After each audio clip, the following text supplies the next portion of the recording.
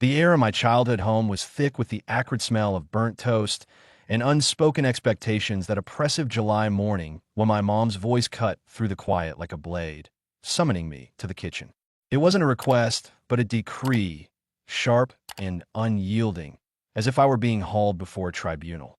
At 27, I was a graphic designer piecing together a living through freelance gigs, my world squeezed into a tiny studio apartment I'd fought hard to afford. Yet standing in that kitchen, under the harsh flicker of a fluorescent bulb that buzzed like a trapped wasp, I felt like a teenager again, bracing for a lecture about unwashed dishes or a missed curfew. My dad sat at the weathered oak table, arms folded tightly, his face a mask of stern judgment. They skipped pleasantries entirely. My mom slid a catering invoice across the table, $5,000 for my younger sister Laura's engagement party. They expected me to pay it. Every single penny. Laura's getting married, Jessica, my mom said, her tone laced with the assumption that I'd be thrilled to open my wallet. This is a huge milestone for her. You're doing all right now, aren't you? You can help out. My dad nodded, his eyes boring into me like I was a debtor dodging a bill collector. I stared at the invoice, my stomach churning like a stormy sea. 2 years ago, when I got engaged to Ethan, my parents didn't throw me a party. They didn't even send a text to say congratulations. I scraped together savings from late-night design projects to fund a modest dinner at a roadside diner. Just Ethan and me, splitting a slice of cherry pie under a flickering neon sign. But Laura? She was getting a spectacle fit for royalty, caterers, a chandelier-lit ballroom, a guest list that could rival a small-town census. And now they wanted me to bankroll it. I swallowed hard, forcing my voice to stay steady despite the pulse hammering in my temples. Why am I paying for this? I wasn't even asked to help plan it. My mom's lips tightened, her expression souring like she'd bitten into a rotten apple. You're her older sister. You should want to support her. We're stretched thin with a wedding coming up. My dad leaned forward, his voice rough as sandpaper. You've got that fancy job now, Jess. Don't be selfish. Selfish. The word hit like a slap, reopening a wound that had never healed. I'd spent my life proving I wasn't selfish, paying their electric bill when Dad got laid off, skipping my senior prom to babysit Laura, even surrendering my college fund so Laura could attend her dream school. But no matter how much I gave, it was never enough. Their favoritism was a constant bruise, and this invoice was just the latest blow. I left the house that morning without agreeing to pay, but the invoice clung to my mind like a stubborn stain. Driving back to my apartment, the city skyline blurred through my windshield, my hands gripping the steering wheel until my knuckles whitened. Ethan was waiting, sprawled on our thrift store couch, tweaking a logo for a client on his battered laptop. One look at my face, and he set the computer aside. What did they do now? He asked, his voice soft but edged with weary frustration. I spilled everything. The invoice, the guilt trip, the way my parents treated my paycheck like their personal ATM. Ethan's jaw clenched, but he kept his tone calm. Jess, you've been carrying them for years. You don't owe them this. His words were a lifeline, but the weight of my family's expectations pressed down on me like a humid summer day, suffocating and relentless. That night, sleep was a distant stranger. I lay awake, staring at the cracked ceiling of our apartment, the shadows weaving memories of every sacrifice I'd made. Growing up, Laura was always the golden child, basking in the spotlight while I faded into the background. When I won a statewide art contest in high school, my parents barely glanced at my painting, too busy rushing to Laura's dance recital, where she twirled for a fleeting moment in the ensemble. When I graduated college, they skipped the ceremony because Laura had a minor cold, insisting she needed them more. I worked 2 jobs, waitressing until midnight and tutoring on weekends to cover tuition. While Laura got a full ride from the college fund they promised to split between us. I told myself it was fine, that family meant putting others first, even if it left me hollowed out. But at 27, the truth was undeniable. My sacrifices were a one-way street, and I was running on fumes. The next morning, I called my mom, my heart racing, but my resolve ironclad. I'm not paying the $5,000, I said, my voice steady despite the storm raging in my chest. A long silence stretched across the line, then her reply, cold as a winter wind. You're abandoning your sister. I thought you were better than this. She hung up before I could respond. I sat there, phone in hand, feeling like I just leapt off a cliff. But instead of crashing, I felt a flicker of freedom. For the first time, I'd drawn a line in the sand, and I wasn't going to let them cross it. A week later, Laura's engagement party flooded our extended family's group chat. My cousin Mia sent me photos, crystal chandeliers casting prisms across the room, a towering cake adorned with edible gold leaf, Laura radiant in a designer gown that probably cost more than my monthly rent. "Wish you were here," Mia texted, oblivious to the fact that I hadn't been invited. My parents had made it crystal clear. No payment, no seat at the table. I scrolled through the images, my chest tight with a cocktail of anger, betrayal, and a quiet grief for the family I'd never had. Ethan caught me staring at my phone, my thumb frozen over the screen. He gently pried it from my hands. "You don't need to torture yourself," he said, his voice grounding me like an anchor. "Let's do something fun tonight." We ended up at a dive bar downtown, playing pool and sipping lukewarm beer, laughing over missed shots and silly wagers on who'd sink the 8-ball first. For a few hours, the sting of exclusion faded, replaced by the warmth of Ethan's hand brushing mine as we traded playful jabs. But I knew the reprieve was temporary. The storm was still gathering on the horizon. The backlash hit like a tidal wave. My dad called the next day, his voice booming through the phone like he was delivering a verdict from a judge's bench. "You embarrassed us, Jessica. Everyone noticed you weren't there." Laura's heartbroken her sister didn't show up. I laughed, a sharp, bitter sound that echoed in my tiny apartment. "Heartbroken? She didn't invite me, Dad, and you still expected me to pay for it." He didn't flinch. "You're family. You're supposed to step up. Laura's younger. She's building her life. You've had your turn. My turn." As if my life, my career, my engagement, my dreams was a finished chapter because I crossed some arbitrary finish line first. The words cut deep, but they also crystallized a truth I'd long suspected. In their eyes, my role was to serve, not to shine. I hung up, my hands trembling, the walls of my apartment closing in like a vice. Ethan was at a client pitch, so I paced the creaky hardwood floor, my thoughts spiraling through decades of resentment. When I was 12 and Laura was 9, I was the one who cooked dinner when Mom worked late shifts at the hospital, who helped Laura with her spelling homework, who scrubbed the bathroom so Dad could watch football undisturbed. They called me mature, but it was a polite way of saying invisible. Laura was the centerpiece, her every milestone, first steps, first words, first dance recital, celebrated like a national holiday. My achievements? A cursory nod, if I was lucky. By high school, the pattern was set in stone. My straight A report cards were filed away without comment. But Laura's C in biology sparked a family summit about nurturing her potential. In college, I never asked for a dime, juggling scholarships and graveyard shifts at a diner, while Laura got used car, full tuition, and a monthly allowance, no strings attached. Reflecting on it, I realized my parents didn't see me as a daughter with aspirations or vulnerabilities. They saw me as a utility, a bank account, a tutor, a fixer for Laura's messes. And Laura wasn't blameless. She learned to lean into their favoritism, expecting me to clean up her disasters. Last year, when she totaled her car, I paid for the repairs because my parents said she couldn't handle the stress. When she flunked a semester in college, I spent weekends coaching her through retakes, even as I worked 60-hour weeks to keep my own head above water.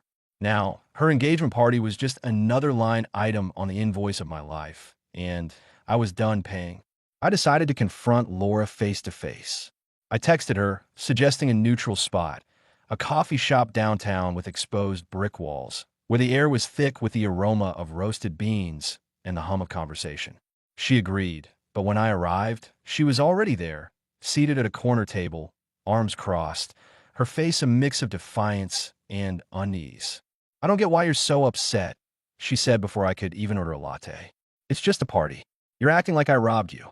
I took a deep breath, willing myself to stay calm. "Laura, it's not the party. It's that Mom and Dad expect me to fund your life while they erase mine. And you let them."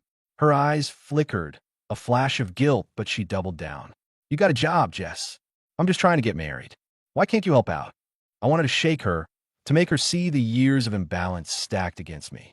Instead, I leaned forward, my voice low but steady. "When I got engaged, did you call me? Did you offer to help? Did Mom and Dad throw me a party?" She shifted in her seat, her cheeks flushing. That's different. You and Ethan are stable. You don't need the attention. I let out a dry laugh, the absurdity of it hitting me like a punch. Stable? I'm barely making rent, Laura. But they don't care. They only see you.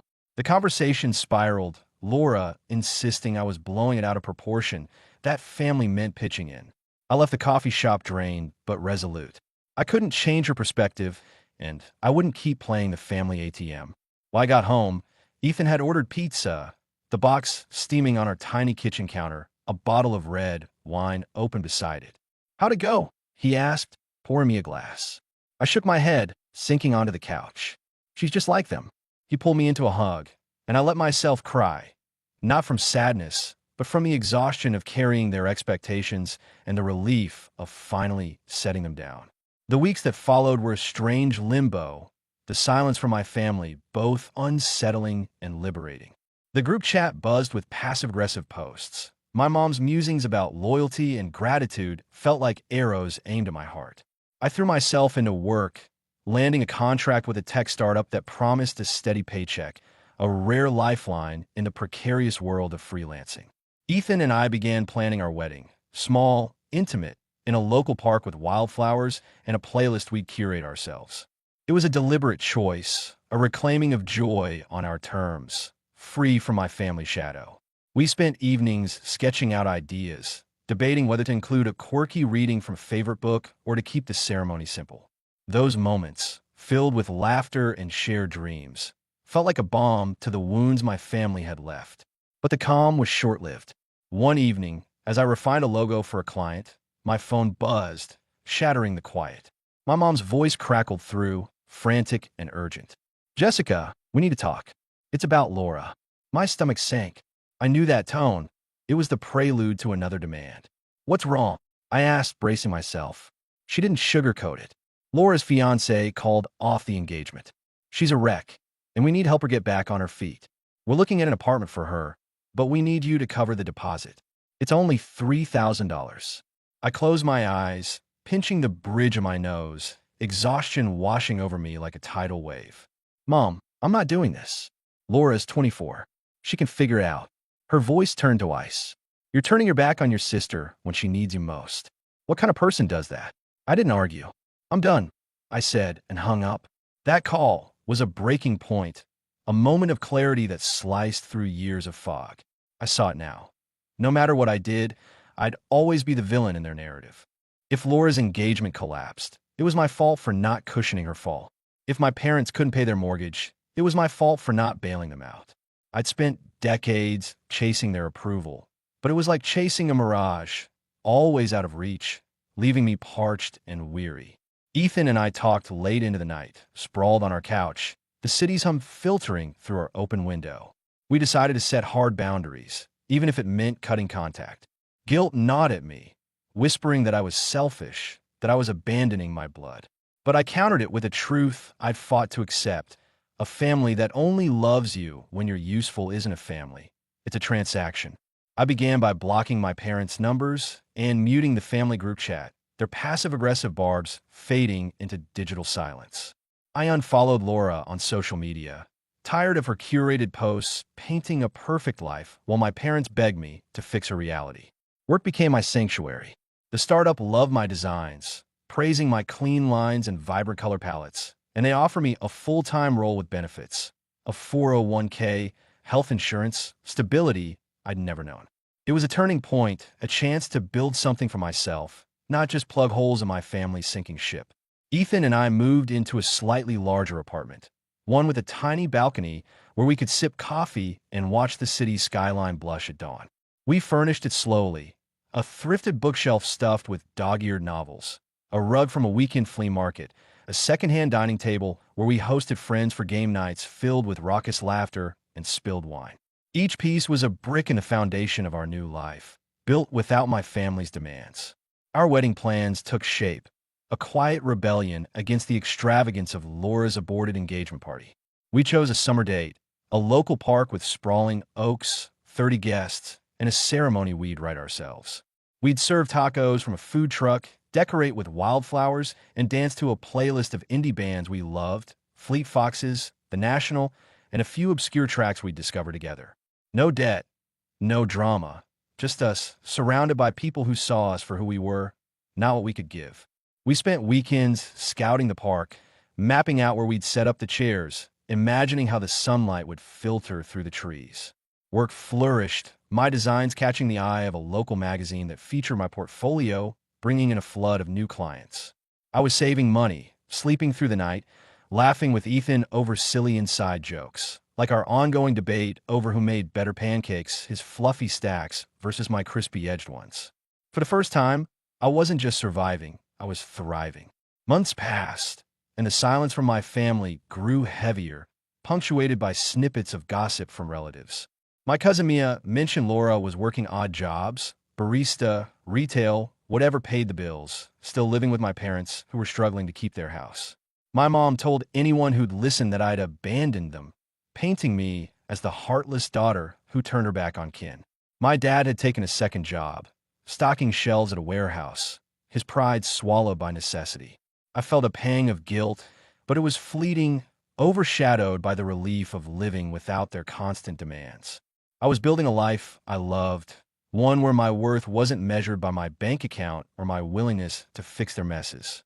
I started taking evening classes in illustration, honing my craft, and joined a local artist collective where I found a community that celebrated my work without expecting anything in return. Those connections, forged over shared passions and late-night critiques, filled a void my family had left. Then, one Saturday morning, Laura showed up at my apartment, unannounced and unexpected. I was in pajamas, sipping coffee while Ethan flipped pancakes, the scent of vanilla and butter filling the air. The intercom buzzed, and her face on the grainy screen sent my heart into overdrive. I let her in, curiosity outweighing caution. She looked different, thinner, dark circles under her eyes. Her usual confidence replaced by a quiet fragility. "I need to talk," she said, her voice barely audible. I nodded, gesturing to the couch. Ethan excused himself to the bedroom, leaving us to navigate the wreckage of our sisterhood. Laura didn't waste time. "I am sorry, Zess, for everything." Her words hit like a thunderclap. I'd braced for a lecture, a guilt trip, anything but an apology. She continued, her voice trembling but earnest. "I didn't realize how much you were doing for me. Mom and Dad made it seem like it was your job to take care of me, like it was normal. I didn't question it. But when you left, I saw how they treated you, how they've always treated you." I sat there, stunned, waiting for the catch, but there wasn't one. She wasn't asking for money or favors. She was trying to make amends. We talked for hours, peeling back layers of resentment and misunderstanding. Laura admitted she'd been spoiled, leaning into our parents' favoritism because it was easier than standing on her own. She was trying to change, working a retail job, saving for her own place, distancing herself from Mom and Dad's suffocating expectations. She spoke of the pressure she'd felt to be their perfect daughter, how it had blinded her to my struggles. I shared my side, the exhaustion of being the family fixer, the freedom of breaking free, the life I was building with Ethan. I told her about the wedding plans, the taco truck, the wildflowers, and she listened, her eyes softening with something like regret. It wasn't a fairy tale reconciliation. Trust was a bridge we'd have to rebuild slowly, and I wasn't ready to let my parents back in. But it was a start, a crack in the wall I'd erected around my heart. Laura left that day with a promise to keep in touch, and for the first time, I believed her. I didn't invite her to our wedding or ask her to visit again, but I felt lighter, like I'd shed a layer of anger I'd carried too long. Ethan emerged from the bedroom, a pancake in hand, and raised an eyebrow. "You okay?" I smiled, nodding.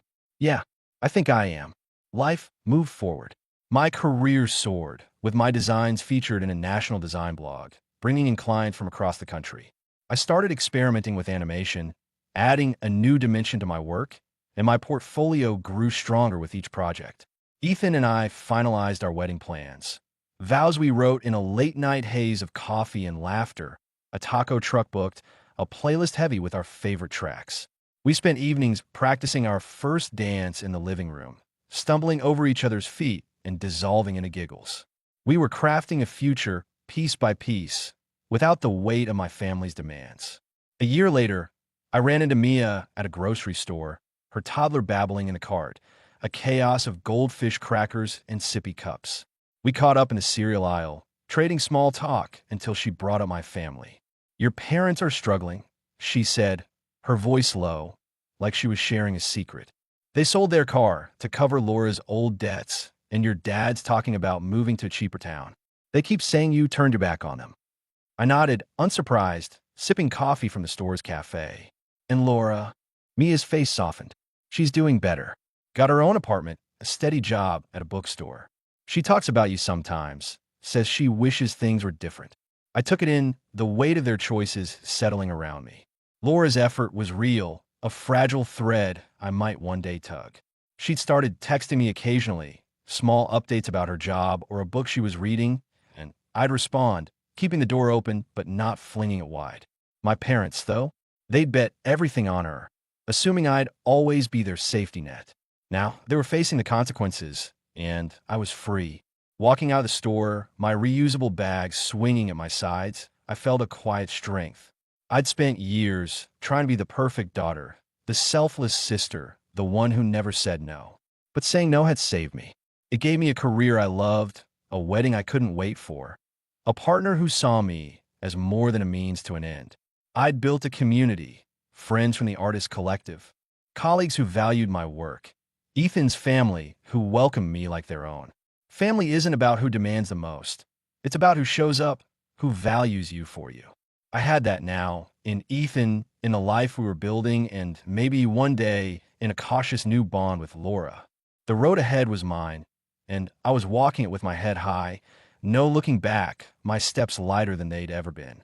So what did you think? Did Jessica's story hit home? If you enjoyed it, give us a thumbs up, hit that subscribe button, and share your thoughts in the comments below. Don't forget to ring the bell for more stories like this. Thanks for watching, and we'll see you next time.